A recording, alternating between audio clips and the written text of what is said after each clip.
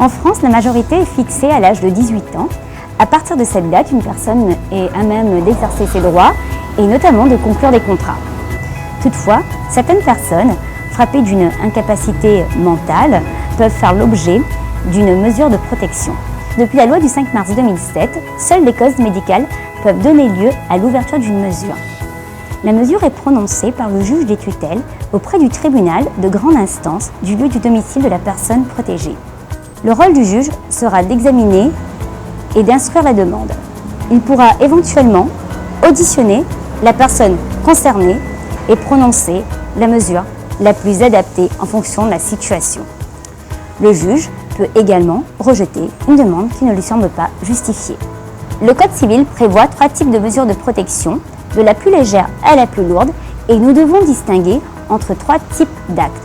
Tout d'abord, nous avons les actes dits conservatoires. Ces actes sont accomplis pour conserver le patrimoine. Il s'agit par exemple de changer une fenêtre cassée. Nous avons ensuite les actes d'administration. Ce sont les actes de gestion courante, comme tout simplement conférer un bail d'habitation.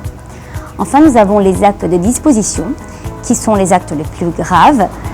Ces actes consistent à se départir, à se séparer d'un bien, soit en le vendant ou encore en le donnant.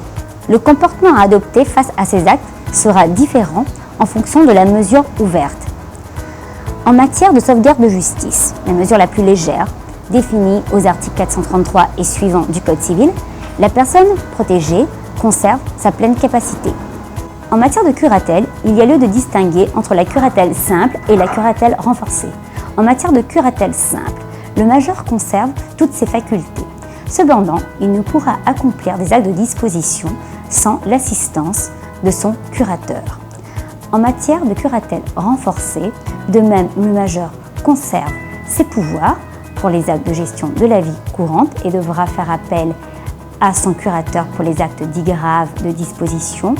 Mais celui-ci a un rôle un peu plus accru pour les actes de la vie civile, notamment en matière de gestion de comptes bancaires, le tout afin que le majeur protégé n'accomplisse pas des actes qui puissent le nuire.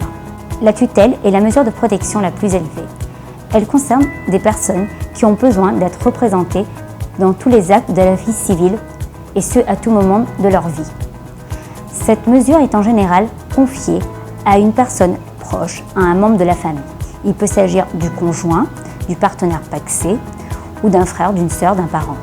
Cependant, si aucun proche ne peut assurer cette mission, la mission sera confiée par le juge à un organisme tutélaire qu'on appelle les mandataires judiciaires. À La Réunion, l'Union départementale des familles ou encore la Croix-Marine sont des organismes qui assurent de telles missions. À côté de ces 3 grandes mesures de protection connues du grand public, il existe ce qu'on appelle l'habilitation familiale.